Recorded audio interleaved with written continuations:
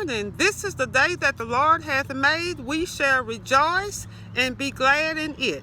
Giving honor to God, to my pastor, each subscriber and viewer, we are blessed to see a day that was not promised. We are going to get into our lesson for May the 3rd, 2020, Prophesying Restoration. Our lesson scripture comes from Zephaniah 3:14 through 20. Key verse, at this time I will undo all that afflict thee. I will save her that heareth, and gather her that was driven out, and I will get them praise and fame in every land where they have been put to shame. Our words of the week: prophesying, to foretell, speak as a mediator between God and humankind, a revelation from God through the Holy Spirit. Restoration, the act of restoring something to the previous condition. The book of Zephaniah is the ninth in the collection of Hebrew prophetic literature from the book of 12. He was a minor prophet. Nevertheless, he has some powerful words to say from God. The book has 3 chapters and represents a collected order of divinely inspired sermons from the prophet Zephaniah. His lineage suggests that he was of noble birth. His great-great-grandfather was King Hezekiah, a righteous king, into the understanding of how God worked and who he was to Israel. He understood the importance of leadership, and in his absence, what it could do to a nation. He was concerned about Israel's continued rebellion. The first 2 chapters of the book of Zephaniah is the lineage, and the day the Lord in which Judah is to face judgment. Now this judgment would come in 2 forms: natural consequences of the choices they made, and as a tool for God to purify or cleansing of his people. God's process of purification would remove the rebellious in order to ensure the survival of the remaining faithful, the remnant of Israel. The prophet often warned them, Judah. His warnings carries weight because of the earlier deportation of the northern kingdom, Israel, by Assyria. That reality underlined the fact that Zephaniah's warning was not an idle threat. What God says will happen, and that's a fact. His prophecy of God's judgment came true in 586 BC. The prophesied restoration would not begin until later. The captives would be allowed to return to Judah. The writers often use parallelism, and we must remember that, because Old Testament passages were written as poetry. The Lord promises us, the meek and the humble, if we trust in him, we will not be troubled by those who are proud and haughty and rebellious. Therefore, the remnant can freely celebrate the end to captivity. It's a celebration of an occasion. The people are encouraged to sing and be glad and rejoice. The prophets frequently refer to Jerusalem and or Zion in the terms as a daughter. This is a literary technique known as personification. We are valuable to him. He is our champion. He's our warrior. He's our savior. He fights on our behalf. The word Israel can designate different things depending on the historical context in which it is written. Sometimes it represents the entire 12 tribes. Sometimes it represents the 10 tribes of the northern kingdom. Today, it's referring to the faithful ones that was left. The Lord has taken away the punishment. He has turned back your enemy. Whatever is coming up against us, he'll turn it back. He'll fight for our cause. It's not always the way we think it's going to be. The nation of Judah totally disobeyed God and turned their back on him. He did not abandon them because that was his covenant people. His anger concerning Judah's sin would subside. It wouldn't be forever. After God uses Babylon as an agent of judgment to do his bidding, he uses people that you wouldn't think of. He then will defeat them, ending the oppression. Judah will face the consequences, but he didn't allow their choices to destroy them. The faithful remnant, the ones that was left, would suffer along with the majority. God reigns on the just and the unjust alike. He has no respect of person. When he turns back the enemy, he will bring fullness of his presence to bear for his people. Sometimes we feel that God has abandoned us, but he hasn't. He's right there by our side. He remains faithful. The presence of a king was essential to the well-being of his people. As a ruler who is present and active, can provide some degree of protection and justice for the people. Zephaniah described God as a king in the midst of his people, protecting his people. We are informed that this language foreshadows significant New Testament things. God promises to dwell with us, to be with us. And that promise was fulfilled through Jesus Christ, our Lord and Savior. As the Word, he physically lived among us. He came from heaven. The Word became flesh and dwelt among us. Prior to his ascension, Jesus promised that where two or three are gathered in my name, I'll be in the midst. He sent us a teacher, a comforter, to be with us and lead us and guide us on this road called life, because he knew we would need it. We have the Holy Spirit that's in us. When we gave our life to Christ, the Holy Spirit came to live in our temple because we would need him.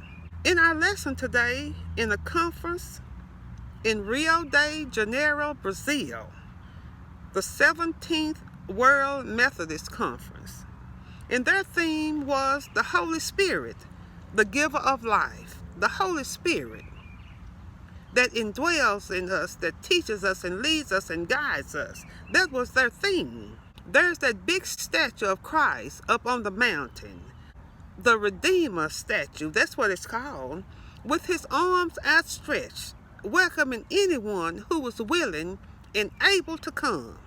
Today is a good day. Every day is a good day, even in the midst of what we're going through. The promised restoration of his people would come. But this does not exempt the people from experiencing the consequences of their choices. Sometimes we have to suffer the consequences. The context of our lesson is that God will remove those who instigate harm against. He will move them out the way. This pandemic is harming his people. In due time, he's going to remove it. As the psalmist say, there is joy coming in the morning, even after the tears of the night before. Our pastor always say, weeping may endure for a night, but joy comes in the morning. The promise of restoration does not end Zephaniah's prophecy to the remnant. In the Lord's Prayer, the model prayer that Jesus taught his disciples to pray, he teaches his disciples to pray for restoration in terms of the God's kingdom coming and his will be done on earth as it is in heaven. Whose will? God's will in everything. He proclaims that the coming kingdom during his ministry on earth is clear. It's not going to come now. It's just the start of it. It's the introduction. His ministry was the introduction to what was going to happen in the end. In a sense, both. Now, but not yet. Full restoration will only come on his return. In the meantime, we are to allow the Holy Spirit to work on us spiritually, to change the things that need to be changed. We need to die to self daily. Ask the Lord to take something out that's not supposed to be there. There's no exact time on Jesus' return. We just have to be ready. Only God knows the time of his return. God's desire is that people be confident, trust that, have faith in that. Faith in what his word says. There is no occasion for fear in God's restored kingdom. In that day, everything will be perfect. There will be no sickness, no pain, no anger, no distress, none of that. We have no reason to fear unless you are not in the safety of Jesus Christ. The King of creation appears, peace, justice, and calm. No distress at all. Hands, we're talking about hands. The hands God gave us to work with. It can symbolize power or it can symbolize weakness. Hands in the Bible can express strength or symbolize power, indicating a feeling of helplessness or hopelessness, either or. It depends on the situation. Thus, if hands be slack, after this pronouncement, after what we know about God's word and Him coming back and the Holy Spirit that He has given us, that turns to a lack of faith in what He has told us. We don't believe what He says. Believe it. If it's written, it's going to happen. Zephaniah gives us a positive outlook for the future as children of God. The reason we are not to fear is because the Lord Almighty Himself is present with us. Having defeated the enemy, God shifts His entire focus to His people, once again providing for them, caring for them, loving them, and He lets them know a name change is coming. You are not going to be looked on the way you used to be when you were disobedient. You are living under my grace and my mercy. You're not going to get what you deserve. You will be called Hephzibah, my delight, and your land Beulah, married. That's your name change. Only God can change your name. We've had name changes. The phrase rest in my love is God shifting His mode from wrath to love. In that mode, God will no longer punish His people because they have come to their senses, who He is to them and who He is in their life. Our joy can be complete when we celebrate our restoration with God. He celebrates with us as well. Heaven celebrates. The solemn assembly that was instituted as an expression of faith became a shame to the people because of their disobedience, their worship of idols, and it would have to be restored. The language of reproach, which can also mean shame, is sensed here. Shame and honor are more than simply matters of hurt feelings. In the Near East, now as well, these concepts speak of how people identify and they value themselves. Restored relationships mean restored identity. When we are reconciled to Him, we experience so much more in life: the joy, the love, the peace. Judah was no longer the people abandoned by God. They were restored to their right relationship with Him. The alienation of sin that caused them, their relationship with God, to be broken, particularly idolatry, it was reversed. Those willing to conform to God's word and only worship Him and rejects any idols that you put before Him, promises to be in God's care. Zephaniah was more about the future than the past. We have to be concerned about what's going on now, but we have to make plans for our future home, our eternal home.